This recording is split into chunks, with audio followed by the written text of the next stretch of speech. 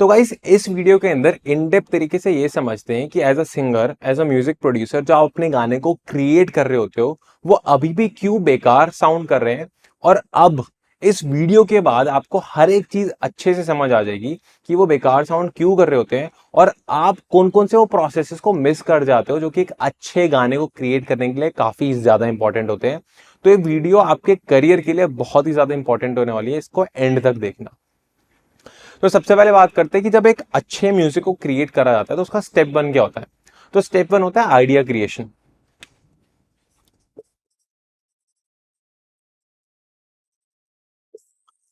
अब idea creation कैसे करी जाती है।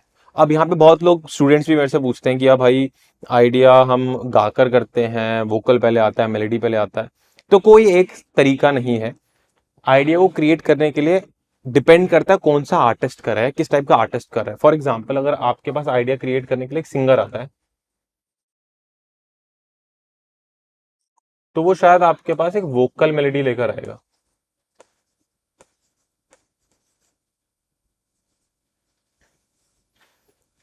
सिंगर बीट बनाकर नहीं आएगा। सिंगर शायद लिरिक्स लिखकर भी आए या फिर क्या पता ना लिख कर आए और सिर्फ कंपोज करके लेकर आए। बट यहीं पे अगर आपके पास एक राइटर आता है तो वो आपके पास लिरिक्स लिख कर आएगा। तो राइटर जो आइडिया आपके पास लेकर आएगा उसमें कोई धुन नहीं होगी, वो सिर्फ शब्द होंगे, स्टोरी टेलिंग कर रखी होगी। बट उसमें बीट भी नहीं होगी, कुछ भी नहीं होगा, सिर्फ शब्द होंगे। और यहीं पे अगर आपके पास कोई सिंगर या फिर प्रोड्यूसर आता है कि भाई साथ में बीट को क्रिएट करते हैं और एक आर्टिस्ट के साथ काम करते हैं,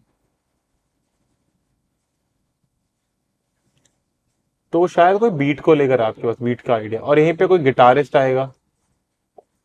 अब जैसे मैं रिसेंटली एक आर्टिस्ट के साथ काम कर रहा था तो वो वोकलिस्ट और गिटारिस्ट है। तो उनके साथ मैं सबसे पहले वो मेरे को गिटार की कॉर्ड बता रहे थे कि भाई ये कॉर्ड बजाते हैं, ये कॉर्ड आप मत करो, मैं कॉर्ड बता रहा हूँ, इसको लेकर कुछ बनाओ। हो सकता है वो गिटार की कॉर्ड लेकर आए। तो पहली बात तो ये समझो कि आइडिया को क्रिएट करने के लिए कोई एक तरीका नहीं है कि भाई ऐसे ही गाना बनता है, ऐसे ही गाना बनता है। चाहे वो अरिजीत सिंह हो, चाहे वो बादशाह हो, चाहे कोई भी बहुत बड़ा आर्टिस्ट हो, जब भी वो अपने गाने को क्रिएट कर रहे होते हैं तो कोई एक फॉर्मूला नहीं होता। अब जैसे हमने रिसेंटली हितेन भाई के साथ कोर्स भी लॉन्च करा है तो उसके अंदर भी काफ़ी सारी स्टोरी टेलिंग उन्होंने करी हुई है कि कैसे काम करा जाता है। बट हमने भी काफ़ी सारे सिंगर्स के साथ काम करा हुआ है और एक चीज़ तो समझ में आपको क्लियर बता दूँ, कोई एक फॉर्मूला नहीं है। बहुत बार जब हम जस्ट भाई के साथ काम कर रहे थे तो हम बीट लेकर आते थे और वो बीट के ऊपर गाना गाते थे, सिंगिंग करते थे। और फिर साथ में कभी कभी अपने राइटर को लेकर आते थे कि भाई ऐसे लिखो। और बहुत बार वो खुद मोस्टली गाने वो खुद ही लिखते हैं तो वो खुद ही पहले धुन गाते थे ना ना ना ना और फिर उस पर शब्द लिख देते थे। पर वो इंस्पायर होते थे बीट से। बट यहीं पे बहुत बार मेरे पास ऐसे लोग भी आते हैं जो कि जॉब करते हैं, जिनको गाना नहीं आता बट उनको लिखना आता है। वो अपने फ्री टाइम में बैठ के लिखते हैं, वो राइटर है।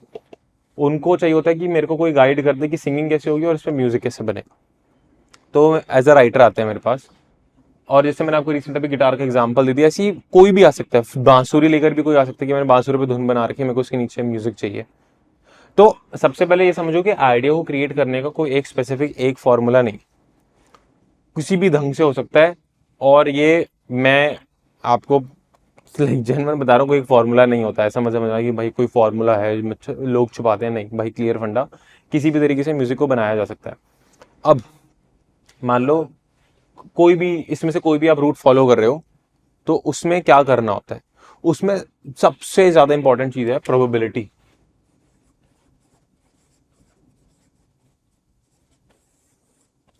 अब आप क्या करते हो, आप एक म्यूजिक को क्रिएट करते हो, एक बीट को क्रिएट करते हो, आप शायद लिरिक्स लिखते हो और हल्की सी कॉम्पोजिशन करते हो और म्यूजिक अच्छा नहीं बनता, बोलते हो शिट यार, मेरे 4 लोग आसपास से बोल रहे हैं मैं अच्छा म्यूजिक नहीं बना रहा।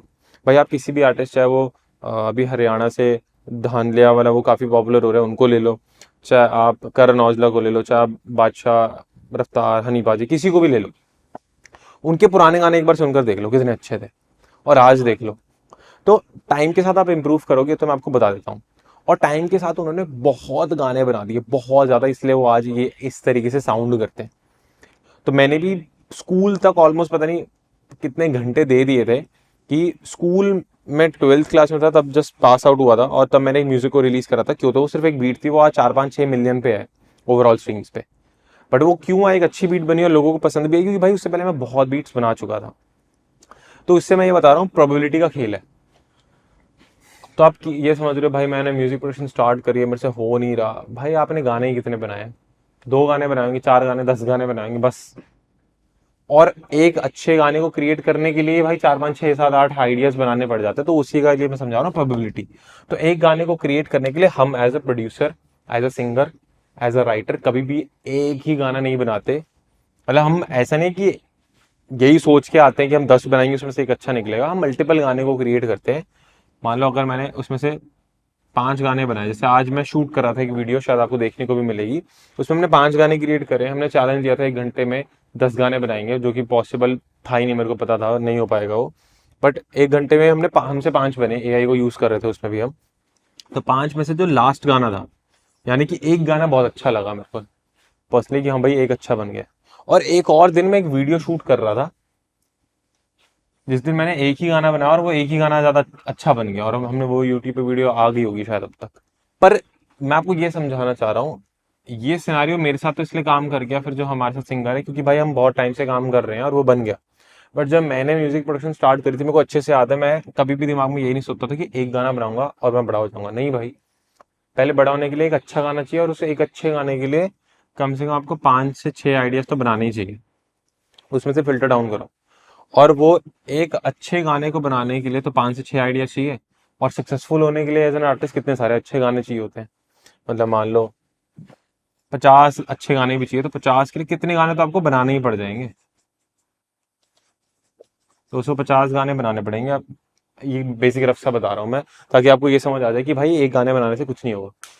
आप आए आगे, आपने कोर्स ज्वाइन कर लिया, आपने कोर्स खरीद लिया, आपने किसी बड़े मेंटर, आपने यार रहमान जी को हायर कर लिया कि भाई मेरे को पढ़ा दो, कुछ नहीं होगा अगर आप खुद ही ये प्रोबेबिलिटी का गेम नहीं खेलते। ये सबसे ज्यादा इंपॉर्टेंट है।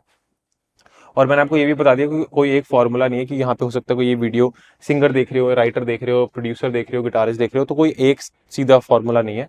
किसी भी तरीके से म्यूजिक को क्रिएट कर सकते हो। ये है स्टेप 1।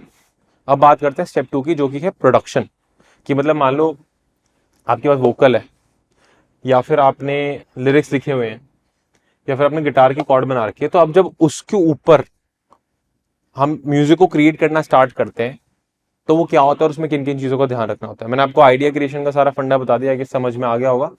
किसी भी तरीके से बना सकते हैं, और प्रोबेबिलिटी का गेम है, जितने ज्यादा बनाओगे उतना ही ज्यादा पॉसिबिलिटी कि अच्छे गाने बनेंगे। और जितने अच्छे गाने बना पाओगे उतने ऑडियंस पसंद करेगी। जितने ज्यादा गाने बनाओगे उतने हाई चांस है कि कोई एक ना एक तो ऑडियंस को पसंद आ ही जाएगा और चल जाएगा, लोगों तक फैल जाएगा। तो अब बात करते हैं हमारे स्टेप 2 की, प्रोडक्शन। अब प्रोडक्शन से मेरा मतलब वो पैसे लगाने वाला प्रोडक्शन नहीं है, यहाँ पे म्यूजिक प्रोडक्शन की मैं बात कर रहा हूँ। चैनल हमारा म्यूजिक प्रोडक्शन से रिलेटेड है। तो अब प्रोडक्शन करते वक्त एज अ म्यूजिक प्रोड्यूसर, या फिर अगर आप सिंगर और अपने लिए म्यूजिक को क्रिएट कर रहे हो, तो आपके सैंपल्स, आपके इंस्ट्रूमेंट्स,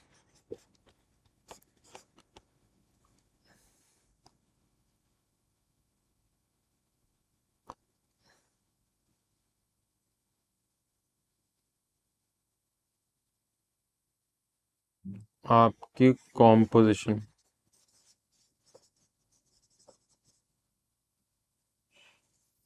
ये जो 3 चीजें हैं ना, ये सबसे ज्यादा मैटर करती हैं। क्योंकि जब आप किसी भी म्यूजिक को क्रिएट कर रहे हो, और मान लो आप खुद से कॉर्ड बजा रहे हो, अगर आपकी कॉर्ड ही नहीं अच्छी, तो एक अच्छा आउटपुट बनेगा ही नहीं। चाहे उस पर आप जितना मर्जी बढ़िया सैंपल डाल दो स्पाइस से खरीद के, या फिर आप उस पर जितने मर्जी बढ़िया कॉन्टैक्ट का इंस्ट्रूमेंट खरीद के डाल दो, अगर आपकी कॉर्ड बेसिक पियानो में ही अच्छी साउंड नहीं कर रही है, तो कोई पॉइंट नहीं है। और बहुत सारे स्टूडेंट जो हमसे पढ़ने भी आते हैं, वो पता नहीं क्यों सैम्पल्स, इंस्ट्रूमेंट, 10,000 चीजों के पीछे भागते हैं। बट उनको सबसे पहले मैं यही बताता हूँ कि कॉम्पोजिशन के पीछे भागो। कॉम्पोजिशन मतलब ये है कि जब आप किसी भी बीट को क्रिएट कर रहे होते हो, तो एक अच्छी कॉर्ड किसी भी बीट के अंदर होती है, चाहे वो गिटार से बज रही हो, चाहे वो पियानो से बज रही हो। But most of the DAWs, like यहाँ पे इस वीडियो को मोस्टली लॉजिक, एबल्टन या फिर एफएल यूजर देख रहे होंगे, तो उसके अंदर पियानो तो स्टॉक होता ही है, और वो डिसेंट होता है, वो अच्छा होता है। तो उस पियानो को यूज करके जो आप कॉर्ड बना रहे हो, क्या वो ठीक ठाक साउंड कर रही है? क्या वो अच्छी साउंड कर रही है? क्या वो फीलिंग को इमोशन दे रही है? हैप्पी का, सैड का, रोमांटिक का? आपको एक तो होता है वो ग्राफ सा दिखता है, आप रैंडम फॉर्मूले लगा के ड्रॉ कर देते हो, ठीक है, फॉर्मूले हम भी लगाते हैं, आप भी लगाते हो, बट उस फॉर्मूला से फील कैसे क्रिएट कर पा रहे हो, वो बहुत इंपॉर्टेंट है। तो वो आई गेस सबसे ज्यादा इंपॉर्टेंट ये है। अब आप बोलोगे अच्छा तो मतलब कुछ कोर्स खरीद लिया जाता है या फिर आप मेरे पास कोई टेक्निक है जिससे अच्छा बनता है? नहीं, जैसे मैंने आपको पहले बताया हम आइडिया क्रिएशन करते हैं, वैसे जब आप बीट्स को क्रिएट कर रहे होते हो और मल्टीपल बीट्स या आइडियाज को क्रिएट करते हो, उससे आपकी कॉर्ड बनाना, उससे आपकी मेलोडी बनाना बेटर होता है। किसी प्लगइन से, किसी डॉ से वो अच्छा नहीं होने वाला। अगर आपको अच्छा कॉम्पोजिशन करना आता है ना, बैंड लैब की फ्री डॉ के पियानो को यूज करके भी बहुत अच्छी कॉर्ड बना लोगे। बट अगर आपको खुद से वो कॉर्ड बनानी नहीं आती, मैं आपको 70,000 रुपए का एबल्टन भी लेके दे दूंगा, पुश 2 के साथ, 3 के साथ, चलो 1.5 लाख रुपए का, वो फिर भी अच्छा साउंड नहीं करेगा। मैकबुक भी दिला दूंगा तब भी नहीं साउंड करेगा। प्रोफेशनल हेडफोन्स एयरपोर्ट पे भी बिठा दूंगा ऐसे लैपटॉप खुला के, नहीं अच्छा साउंड करेगा। तो सबसे पहले अपने कॉम्पोजिशन पे काम करो कि भाई जो मैं कॉर्ड बना रहा हूँ, जो मैं मेलोडी बना रहा हूँ, वो अच्छी साउंड करे। अभी क्यों इंपॉर्टेंट है आज के टाइम पे? आप बोलोगे यार अब तो एआई बना देता है। भाई एआई हमने बहुत यूज करा है, बहुत यूज करा है मतलब, और उस पर शायद हम और आगे वीडियोस भी बनाया, फिर कुछ स्पेशल आपके लिए लेकर भी आए। तो अच्छी बीट्स एआई बना देता है, अच्छी बीट्स और प्रोड्यूसर भी बना देते हैं, बट अगर आपने एज अ म्यूजिक प्रोड्यूसर अच्छी कॉर्ड बनानी सीख ली, अच्छी मेलोडी बनानी सीख ली, तो पता है वो स्किल जब आप किसी सिंगर को गाइड करते हो ना कि भाई ऐसे गा, ऐसे धुन लगा, तो वो आप में खुद आ जाती है। क्यों आती है? क्योंकि आप जानते हो भाई कॉर्ड के ऊपर ऐसे मेलोडी कैसे बनाते हैं, अच्छी मेलोडी कैसे बनाई जाती है, वो ये गाने ही तो है, उसको बनाकर दिखा दो या गाकर समझा दो। तो एज अ म्यूजिक प्रोड्यूसर आपका ये सिस्टम बहुत अच्छा होना चाहिए, क्योंकि यहाँ पे बहुत सारे हो सकते हैं अपने आपको प्रोड्यूसर बोलते हैं और सिर्फ सैम्पल्स ड्रैग एंड ड्रॉप करके बीट्स बना लेते हो। ठीक है भाई, वो कुछ बुरा नहीं है, मैं तो खुद कह रहा हूँ करो, बट मैं कह रहा हूँ कि आपकी कॉम्पोजिशन की गेम स्ट्रांग होनी चाहिए, क्योंकि सैम्पल के ऊपर भी गाना कौन सा डालना है, कौन सा और सैम्पल डलेगा, कौन सा और इंस्ट्रूमेंट डलेगा, उस पर गाया कैसे जाएगा, वो आएगा ही नहीं जब तक खुद खुद से बेसिक कॉर्ड और मेलोडी बनानी ना आती हो। क्योंकि जब आप खुद से कॉर्ड और मेलोडी बनाते हो तो आपको म्यूजिक थ्योरी की प्रैक्टिकल सेंस आती है, किताबी वाली नहीं। किताबी वाली तो मैं आपको अभी 2 मिनट में समझा दूंगा, वो तो यूट्यूब पे हर कोई समझाता भी है, बट ये प्रैक्टिकल गेम खेल कर ही आएगी। तो ये सबसे ज्यादा इंपॉर्टेंट है और मैंने इस पे इतना बोला है तो प्लीज समझना, ये बहुत इंपॉर्टेंट है। उसके बाद मैंने नोटिस करा है, एक बार आपकी कॉम्पोजिशन अच्छी हो जाती है ना, मेरे क्लासेस में काफी सारे स्टूडेंट्स हैं, वो बोलते हैं कि यार आप जो गिटार लेकर आओ, आप जो वायलिन लेके आओ, वो बहुत अच्छा साउंड करता है, हमारा अच्छा साउंड नहीं करता। तो वो इसलिए क्योंकि मैं अच्छे इंस्ट्रूमेंट्स को यूज करता हूँ और अच्छे सैम्पल्स को यूज करता हूँ। अब मैं सबको ये नहीं बोल रहा, क्योंकि अब जिस चीज के बारे में बात कर रहा हूँ उसमें कई चीजों में आप अच्छे सॉफ्टवेयर में पैसे इन्वेस्ट करते हो तो आपको साउंड मिलती है, बट अगर आपके पास पैसे हैं तो आप अच्छे इंस्ट्रूमेंट्स में जरूर इन्वेस्ट करो। अब मैं थोड़ा सा उनके बारे में भी बता रहा हूँ जो कि लोग कंफ्यूज या तो हो चुके हैं या होने वाले होंगे। म्यूजिक प्रोडक्शन के अंदर ना आपको बहुत अच्छे EQ दिखेंगे, EQ, compressors, multiband compressor, limiter, और भी कुछ चीजें अगर पता हो वो भी डाल दूंगा, सैचुरेटर। तो अभी ये सारे मिक्सिंग टूल्स होते हैं, बट अगर अभी एकदम कोई बिगनर देख रहा है तो हो सकता है आपको ये टर्म्स सुनाई दे जाए कि ये EQ कर रहा है तो बहुत अच्छी साउंड आ रही है, कंप्रेसर कर रहा है बहुत अच्छी साउंड। भाई ये सब ना आपके भी कोई काम की नहीं अगर आप एक बिगनर हो तो, क्योंकि अगर आप एक अच्छा इंस्ट्रूमेंट ही नहीं यूज कर रहे गिटार को प्ले करने के लिए, तो ये सारे तो वो चीजें हैं जो कि गिटार के ऊपर डलने वाली है। अगर आपने खाने को क्रिएट कर रहे हो, मान लो आप पनीर की सब्जी बना रहे हो, उसमें टमाटर और प्याज की ग्रेवी बना रहे हो, तो जब आप ग्रेवी बना रहे हो उसमें टमाटर ही कच्चे हैं तो भाई उसमें कितना मर्जी मैगी मसाला डाल लो, कितने मर्जी उसमें ये मसाला वो मसाला डालो, वो अच्छा साउंड नहीं करने वाला। तो इसलिए मैं बता रहा हूँ कि आप जब म्यूजिक को क्रिएट कर रहे होते हो तो आपका कॉम्पोजिशन के बाद अच्छे इंस्ट्रूमेंट्स को यूज करना one of the most important thing है। उसके बाद अच्छे क्वालिटी के सैम्पल्स को यूज करना, और मैं सैम्पल्स के लिए मोस्टली यहाँ पर आर्टिस्ट को स्प्लाइस रिकमेंड करता हूँ, कोई स्पॉन्सर्ड वीडियो नहीं है। स्प्लाइस 800 रुपये महीने पर आता है और उस पर काफी अच्छी साउंड्स भी मिलती है, प्लस साथ ही साथ उसमें आपको महीने के 100 सैम्पल्स मिलते हैं, बहुत होते हैं वो। अब जो आपने आइडिया को क्रिएट करा है अपने वोकल्स का, या फिर अगर आप एक बीट को क्रिएट कर रहे हो आइडिया, तो उसको एक अच्छे प्रोडक्शन में लाने के लिए ये चीजें काफी इंपॉर्टेंट है, और अभी इस पर पैसे खर्चने की कोई जरूरत नहीं है। EQ, कंप्रेशन, लिमिटर, सैचुरेटर, क्योंकि अगर जैसे मैंने बताया आपकी, आप गिटार को प्ले कर रहे हो, आपकी कॉर्ड बना रखी है, आपके पास एबल्टन है फॉर एग्जांपल, ठीक है, उसमें ज्यादा अच्छे इंस्ट्रूमेंट्स होते ही नहीं है लाइक प्ले करने वाले, उसमें ऑडियो इफेक्ट्स बहुत अच्छे हैं ये सब, उसमें ये दिन अच्छे नहीं होते। तो उसमें आपने बेसिक सा सिंथ डाल रखा है, बेसिक कॉर्ड बज रही है।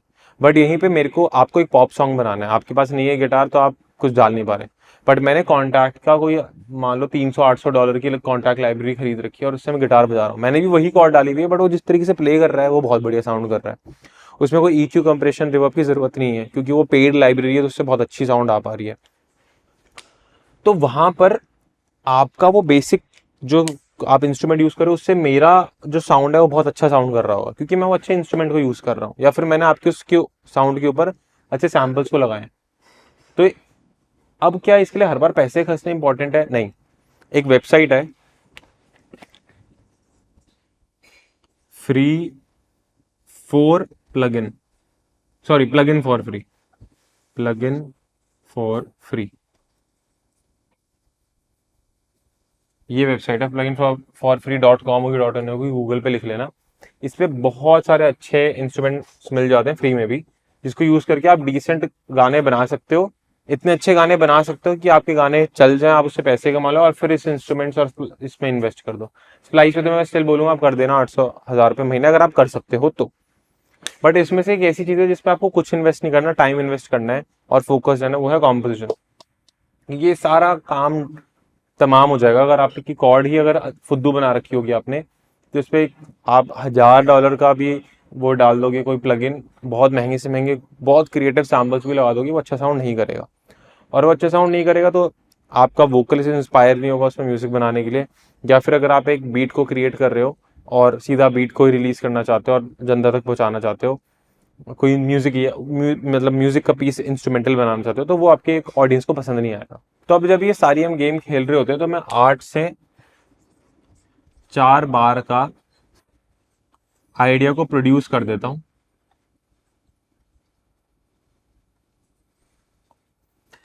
जिसको मैं यूज करने वाला हूं खुद चेक करने के लिए या फिर अपने वोकलिस्ट को भेजने के लिए कि भाई सुनो कैसा लग रहा है। अगर वो अच्छा लगता है तो मैं फिर स्टेप 3 पे जाऊंगा, जो कि है हमारा स्ट्रक्चरिंग। तो अब जो थर्ड स्टेप है वो है अपने आपके गाने को स्ट्रक्चर करना, जो भी आपने गाना बना लिया है, या फिर कह लो उसको अरेंज करना। अरेंजमेंट तो आप सबने सुना होगा। तो अरेंजमेंट करने के लिए अगर आप एक लाइक एक्सपीरियंस प्रोड्यूसर हो तो, और आप नई नई इंस्पिरेशंस ढूंढना चाहते हो, तो मैं आपको सजेस्ट करूंगा कि भाई अपने जो स्पेसिफिकली म्यूजिक को क्रिएट करते हो उससे बियॉन्ड म्यूजिक को सुनो, ताकि डिफरेंट अरेंजमेंट को सीख पाओ, समझ पाओ और मार्केट में लेकर आ पाओ। बट यहाँ पे अगर आप एक बिगनर प्रोड्यूसर हो, एक बिगनर सिंगर हो जो अपने के लिए अपने वोकल के लिए म्यूजिक को क्रिएट कर रहे हैं, तो आपको कॉपी करना है। आपको कोई तिरम खाना भी नहीं बनना, आपको ज्यादा दिमाग नहीं लगाना। आपको बाकी की अरेंजमेंट कॉपी पेस्ट करनी है। मतलब आपने जो मान लो 8 बार्स का 8 बार्स, अगर कोई बिल्कुल ही बिगिनर देख रहा है तो 8 बार से मेरा मतलब है जो आपने प्रोड्यूस तो कर दिया, बट वो भी छोटा सा ही गाने को प्रोड्यूस करे, इतने से आइडिया को ही प्रोड्यूस करे, नहीं पूरे 4 मिनट का गाना बना दिया, 2 मिनट का गाना बना दिया। तो जो छोटा सा मान लो 40 सेकंड का 30 सेकंड का जो आपने आइडिया को प्रोड्यूस करा है,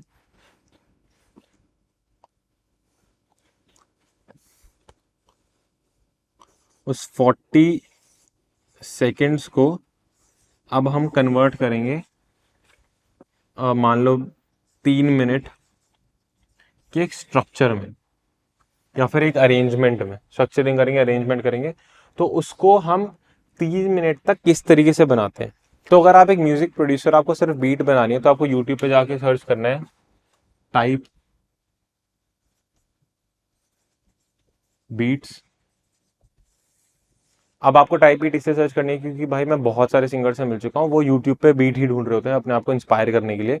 और अगर अब वो उससे इंस्पायर होकर म्यूजिक बना रहे हैं तो इट्स गुड कि अगर आपको सिर्फ बीट्स बनानी है तो आप टाइप बीट्स को उठाओ, उसको डाउनलोड करो, कुछ भी लिख दो, Badshah type beat, Arijit Singh type beat, वैसे तो वो उनके पॉप सॉन्ग्स होते हैं ज़्यादा, और रफ्तार टाइप बीट, या फिर Weeknd type beat, AP Dhillon type beat, Gurinder Gill type beat. Type beat रखो और जो 3 मिनट का पूरा स्ट्रक्चर आ रहा है उस अपने 40 सेकंड को उसके जरा कॉपी पेस्ट कर दो।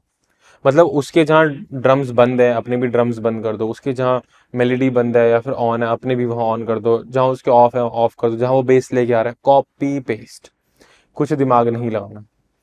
और यहीं पे अगर आप एक वोकलिस्ट के साथ काम कर रहे हो, फिर खुद वोकलिस्ट हो और अपने गाने को प्रोड्यूस कर रहे हो, कोई भी गाना उठाओ, कोई भी फेमस गाना अपना पर्सनल जो भी आपको पसंद है वो गाना उठाओ, गाने को कॉपी कर दो।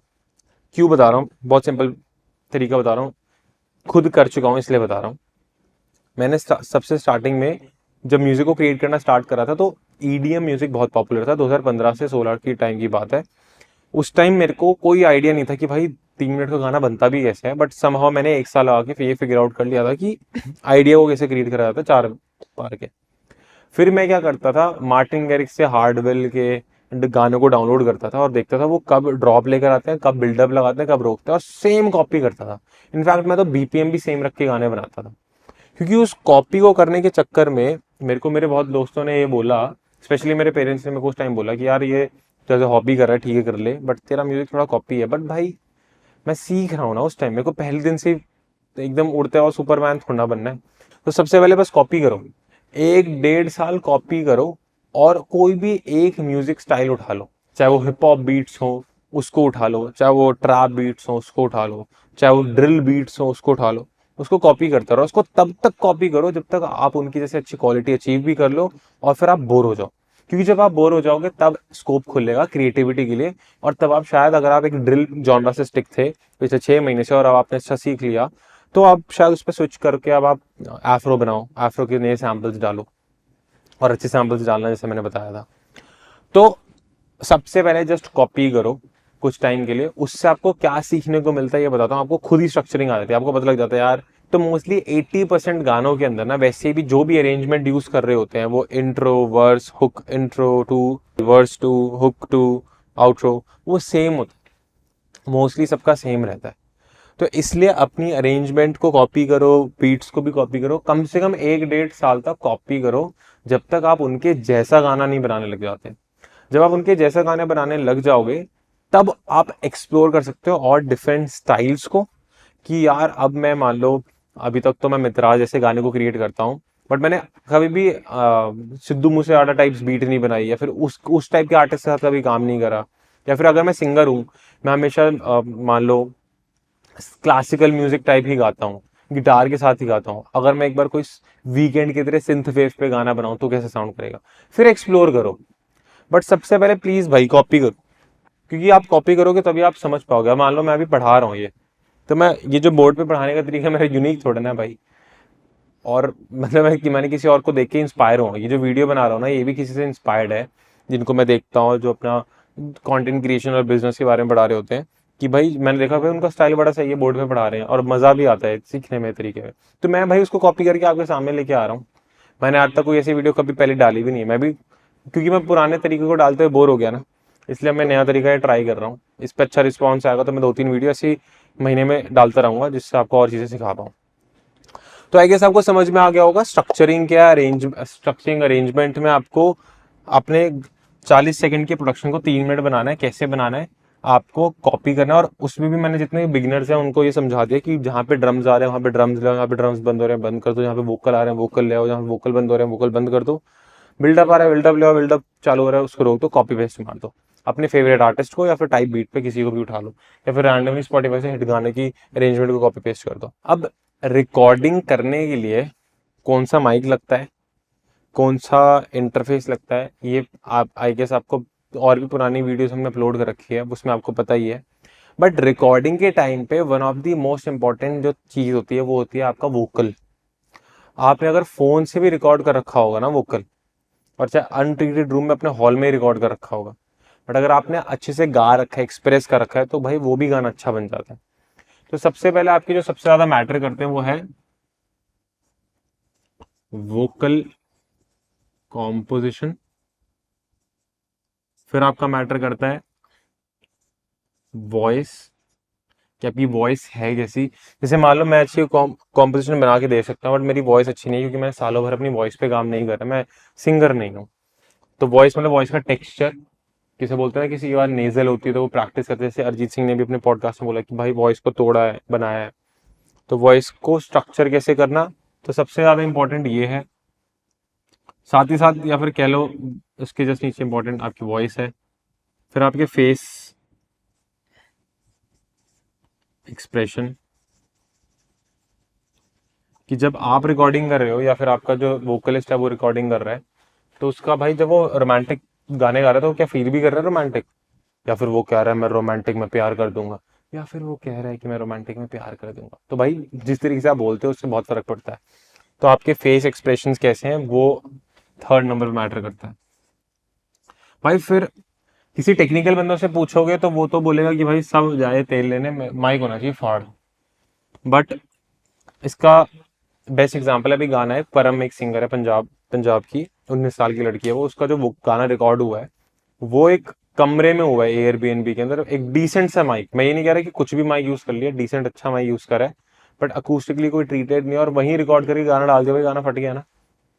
ऐसे बहुत गाने हैं भाई, हितेन भाई की कितनी वीडियोस में वो उन्होंने बादशाहबाजी, रफ्तारबाजी, करनौल, इन सबको ऐसी एयरबीएनबी के अंदर होटल्स में रिकॉर्ड करा हुआ है, कोई ट्रीटमेंट नहीं है। हनी सिंह के जो प्रोड्यूसर हैं बेस योगी, तो बेस योगी तो मेरे को ये बता रहे थे कि हनी बाजी के पास पता नहीं कौन सा फाड़ू माइक है, बट वो कभी कभार रोड का ही माइक यूज कर लेते हैं 10-15-20 हज़ार रुपए वाला, क्योंकि उनको उनका टेक्सचर अच्छा लगता है।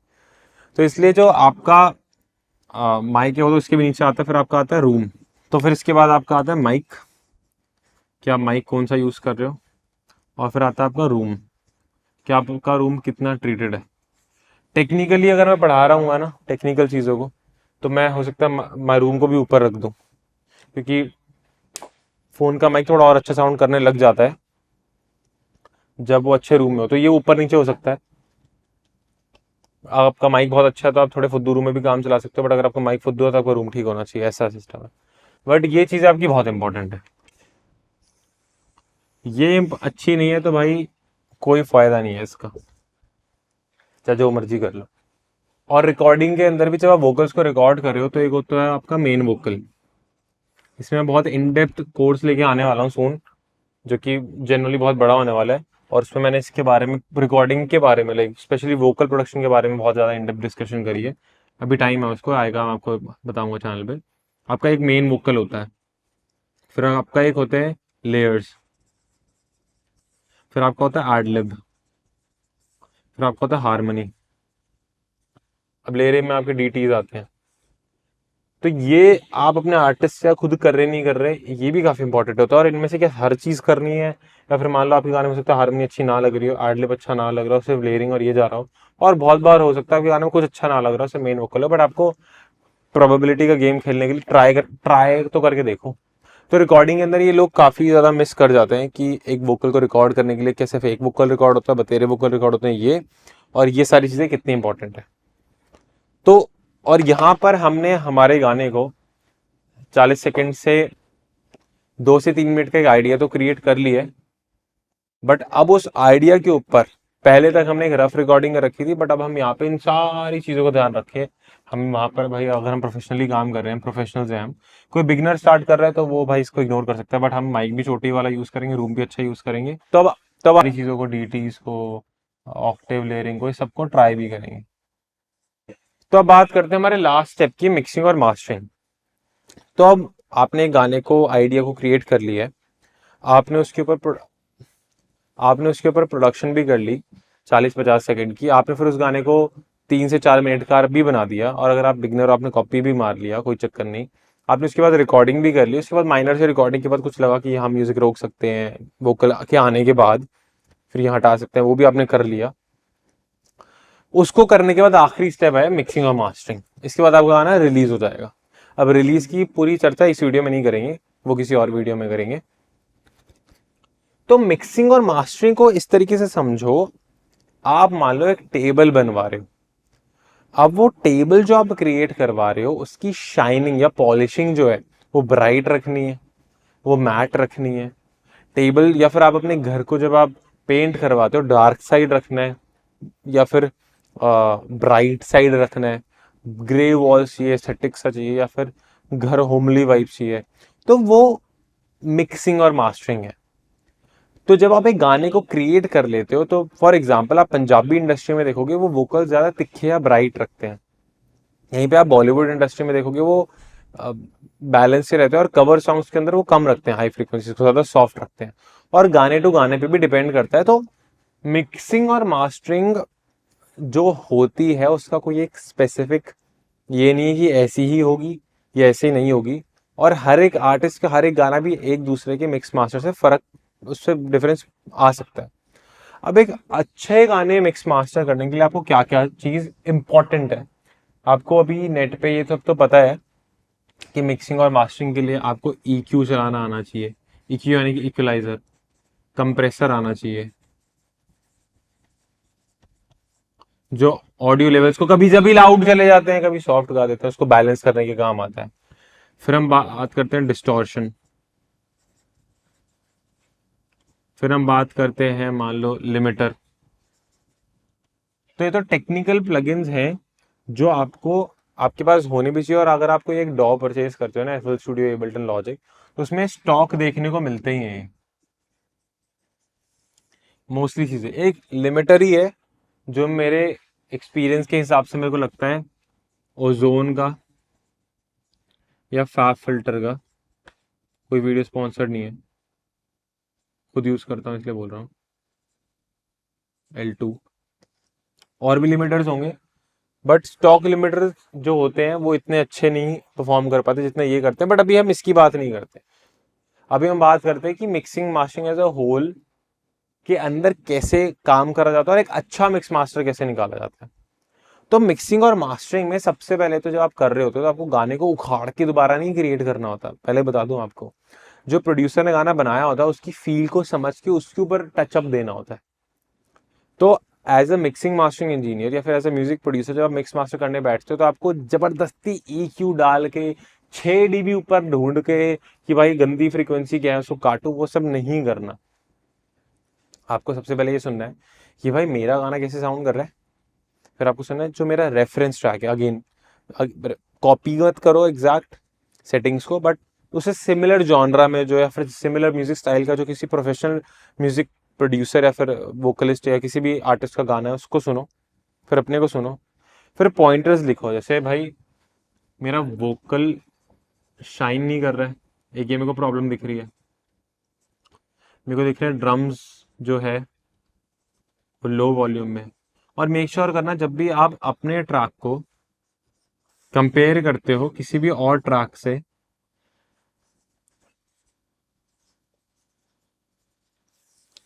और यहाँ पे मैं स्पेशली मिक्सिंग मास्टरिंग की बात कर रहा हूँ तो इसलिए थोड़ा टेक्निकल जाऊंगा, तो उनकी लाउडनेस सेम रखो। मतलब कहाँ से सुनो, देखो यार ये इतना लाउड बज रहा है, मेरा भी इतना लाउड बज रहा है, पूरा ओवरऑल गाना ठीक है। अब मैं इन दोनों को कंपेयर करने बैठता हूँ, नहीं तो आप लाउडनेस और में फंस जाओगे। और यहाँ पे कोई थोड़ा सा म्यूजिक प्रोड्यूसर जिसको चीज़ों के बारे में पता है तो उन दोनों गाने के RMS जो है वो सेम कराओ, फिर कंपेयर करो कि कौन सा गाने में क्या है। फिर कंपेयर करके देखो भाई मेरा वोकल शाइन नहीं कर रहा, मेरे ड्रम्स लो हैं, मेरे में दब रहा है वोकल, या फिर मान लो डिस्टॉर्ट हो रहा है वोकल।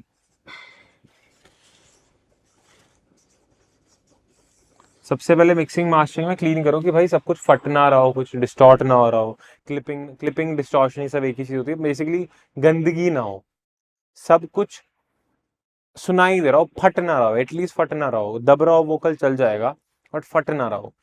तो बहुत सारे स्टूडेंट्स के मैंने गाने सुने हैं, वो गाने को मिक्स मास्टर के पीछे भाग रहे होते हैं, प्लगइन डाल दूं वो डाल दूं, बट उनको उनको सबसे पहले भाई उनका की फट रही है, पता नहीं कौन सा प्लगइन डाल रखा है। तो कुछ डिस्टॉर्शन मत करो, क्लीन रखो। क्लीन करने के बाद सेकेंड स्टेप है आपका प्रायोरिटी।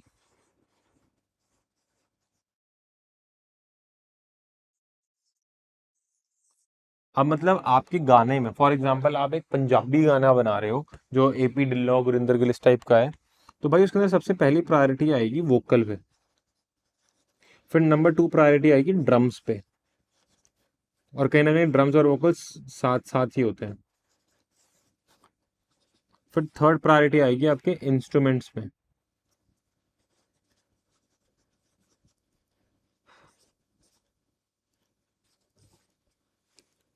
फिर फोर्थ प्रायोरिटी आएगी आपकी बेस।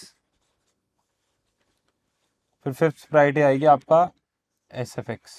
बट हो सकता है कहीं कहीं जगह बीच में SFX ज़्यादा लाउड भी हो जाता हो, बट मान लो अगर ये पंजाबी इंडस्ट्री की बात कर रहा हूँ मैं, और उसमें भी इनको वोकल ब्राइट चाहिए होते हैं। ये मैं एक एवरेज डाटा बता रहा हूँ, जितने भी मैंने आर्टिस्ट के साथ काम करे मेरे को यही, ये मैं करता हूँ तो उनको चीज़ पसंद आती है, नहीं तो उनको पसंद नहीं आता। और ये चीज़ मैं करता हूँ तो उनकी ऑडियंस भी खुश होती है। मतलब मान लो मेरा एक फ्रेंड है, उससे पंजाबी गाने सुनता है, वो उसको जब मैंने सुनाया भाई पंजाबी गाने को मैंने बॉलीवुड जैसा मिक्स कर दिया, मतलब सटल रखा, थोड़ा ज़्यादा लाउड नहीं रखा, और वो गाना लाउड डिजर्व मांग रहा था वो गाना, तो वो बोलेगा भाई मज़ा ही नहीं आ रहा गाने, बजी बीट किक नहीं बज रही, बीट नहीं बज रही।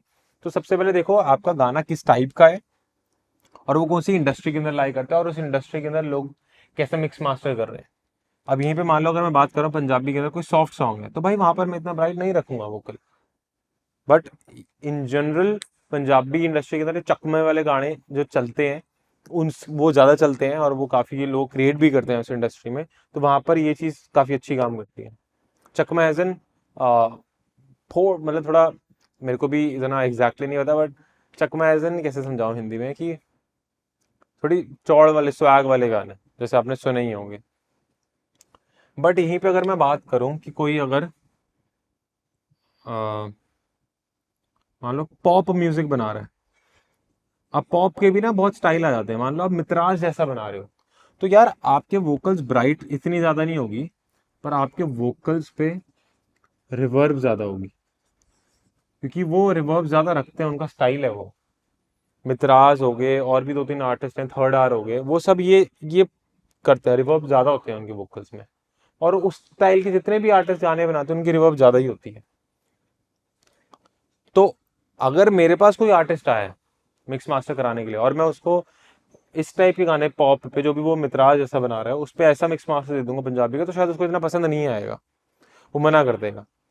और जो लिसनर भी हैं, जब वो गाने सुन रहे होते हैं ना गाड़ी में बैठ के, वो सॉफ्ट सा मितराज जैसा बज रहा है, फिर उनका प्लेलिस्ट में अगला वैसे ही गाना आया, एक लिसनर को होता है भाई मेरे को अलग अलग गाने चाहिए बट सेम वाइब क्यों, फिर वही गाना आया सेम वाइब का था बट अलग सा ही मिक्स बज रहा है, तो हो सकता है लिसनर को दिक्कत हो। इसलिए ये चीज और ये सारी चीजें मैं आपको ये नहीं बोल रहा कि इन रूल्स को आप ब्रेक नहीं कर सकते, कर सकते हो, बस मैं एक बिगिनर को गाइड करने के लिए बता रहा हूँ। बट यहीं पे अगर हम बात करें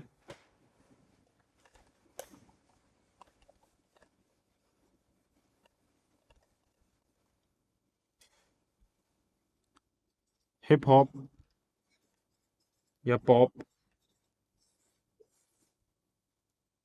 या फिर मान लो जो कमर्शियल म्यूजिक होता है, उसके अंदर कहीं ना कहीं यही सिस्टम रहता है, बस कई कई गानों में वोकल्स ब्राइट कम होते हैं, पर यही पूरा यही सिस्टम रहता है।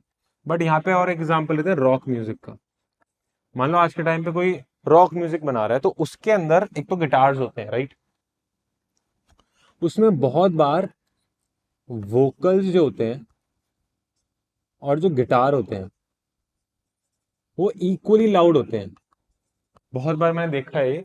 और ड्रम्स कहीं ना कहीं उसके नीचे आते हैं, और फिर बेस आती है, फिर एस एफ एक्स कुछ आ गए।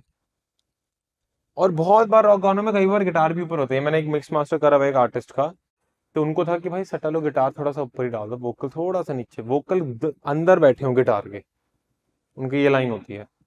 तो बट यहीं पे अगर मैं वोकल अंदर बिठा दूंगा ना बीट के, तो जो पंजाबी आर्टिस्ट है या फिर जो पंजाबी सिंगर है जिसके साथ मैं इंडस्ट्री में काम करूंगा कर रहा हूँ, तो वो जो पंजाबी सिंगर है वो आर्टिस्ट है, वो मेरे को बोलेगा कि भाई वोकल बज के नहीं आ रही, वोकल लाउड नहीं आ रही।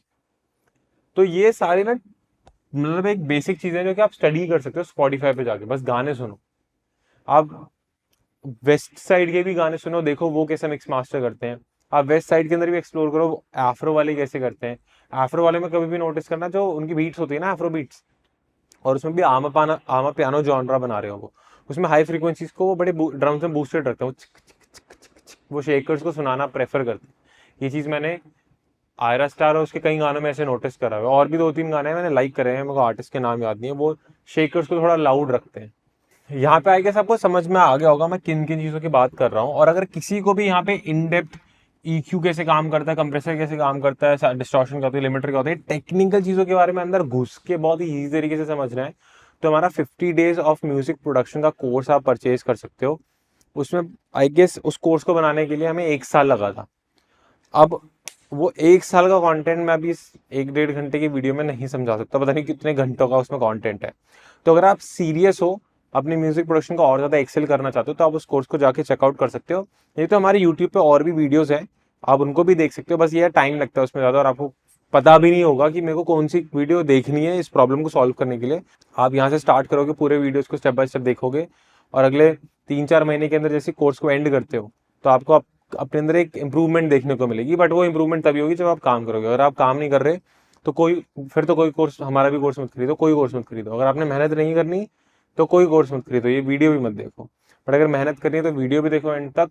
और अगर पैसे हैं, अपना टाइम कम लगाना चाहते हो, जल्दी सीखना चाहते हो, देन कोर्स में इन्वेस्ट कर सकते हो। और ये सारी चीजों को करने के लिए ना, वन ऑफ द मोस्ट जो इंपॉर्टेंट चीज होती है वो होता है आपका लेवलिंग, आपका EQ जो स्टॉक होता है, आपका कंप्रेसर, आपका नॉलेज। अगेन अगर आप ये पढ़ोगे इसके बारे में या फिर कोर्स के अंदर समझोगे तो आपको समझ आएगा कि लिमिटर होता क्या है। ये स्टॉक इतना अच्छा नहीं देता, स्टॉकिज्म जो सॉफ्टवेयर के साथ ही मिलते हैं। बाकी आगे इनिशियली अच्छा मिक्स मास्टर निकालने के लिए इसको, इनमें से किसी भी चीज को खरीदने के लिए कोई जरूरत है नहीं, स्टॉक से अच्छा आउटपुट निकाल सकते हो। तो लेवलिंग बहुत इंपॉर्टेंट रोल प्ले करती है, ईकिंग बहुत इंपॉर्टेंट रोल प्ले करती है, कंप्रेशन बहुत इंपॉर्टेंट रोल प्ले करता है, नॉलेज तो है ही है, रिवर्ब बहुत इंपॉर्टेंट रोल प्ले करती है, और आपका एको, कि आप स्पेस कैसे बनाते हो। ये अगर आपको अच्छे से आ गई तो आप एक अच्छा मिक्स मास्टर निकाल सकते हो। एक और चीज बता देता हूँ, अभी मैं रिसेंटली 2023 का कोई गाना सुन रहा था जब मैंने मिक्स मास्टर करा था, और मैं 2025 का सुन रहा था। भाई 23 से 25 में मेरे मिक्स मास्टर में बहुत फर्क है। Like in terms of loudness फर्क है, इन टर्म्स ऑफ लाउडनेस पे जाकर भी क्वालिटी अच्छी हो रही है, ट्रांसलेट मिक्स और अच्छे हो रहे हैं मिक्स, उसका फर्क है। और भाई मैं 2027 में जो मिक्स मास्टर निकाल रहा हूँ ना, वो कहीं ना कहीं चाहे 2% ही बेटर करूंगा, क्योंकि काफी टाइम से काम कर रहा हूँ, चीजें समझ में आ रही है, बट थोड़ा और बेटर हो जाऊंगा उसमें, और बेटर होऊंगा। तो कोई कोई भी इंजीनियर ना, ये नहीं है कि आज उसको सब आ गया भाई, वो नई नई चीजें, नई नई ट्रिक्स को डिस्कवर करते रहते हैं, क्योंकि नए नए गानों के साथ, नए नए म्यूजिक इंडस्ट्री के चेंजेस के साथ उनको भी चेंज करना पड़ता है। तो आई गेस आपको समझ में आया होगा कि सारी चीजें काम कैसे करती है। अगर आप म्यूजिक रिलीज कैसे करते हैं, मार्केटिंग और वो सब चीजें कैसे करते हैं, उसको इस तरीके से समझना चाहते हो तो कमेंट कर दो। और अगर आप इन डेप्थ हो, सीरियस अपनी चीज को लेकर, टाइम कम लगाना चाहते हो, जल्दी सीखना चाहते हो, मेहनती नहीं हो तो बिल्कुल मत खरीदना। अगर मेहनती हो तो जाके हमारे कोर्स को परचेज कर सकते हो और अपनी जो लर्निंग है उसको फास्ट कर सकते हो। बाकी भाई यूट्यूब पे काफी कुछ है, उसको जाकर आप देख ही सकते हो। बस उसमें एक प्रॉब्लम होती है कि आपको पता ही नहीं होता कि आपको कौन सी वीडियो कब देखनी है। वीडियो बढ़िया लगी तो कमेंट कर दो, लाइक कर दो। मैं वैसे 1-1.5 घंटे से खड़ा हुआ हूँ, चलता हूँ, बाय बाय।